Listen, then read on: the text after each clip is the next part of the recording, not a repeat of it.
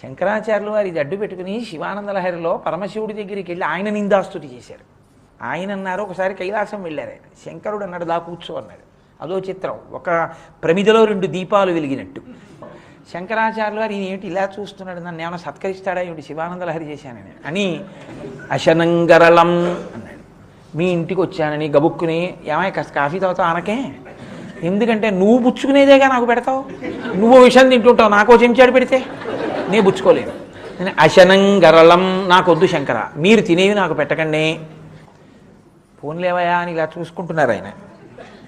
రాజులు సంతోషిస్తే ప్రభువులు మెళ్ళో హారం తీసి వేస్తారు.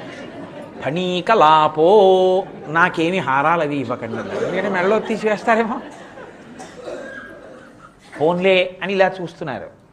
బట్టల జత పెడతాడా ఏమిటి, బట్టలు పెడతాడని. వసనం చర్మచా, ఏనుగు చర్మం కట్టుకుంటావు, నాకు పెట్టకండి ఏం బట్టలు. ఇలా చూశారు.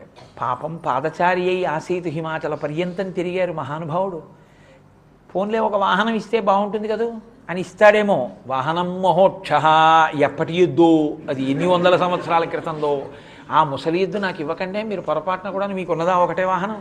వాహనం మహోక్ష, మరి ఏమిమ్మంటావు.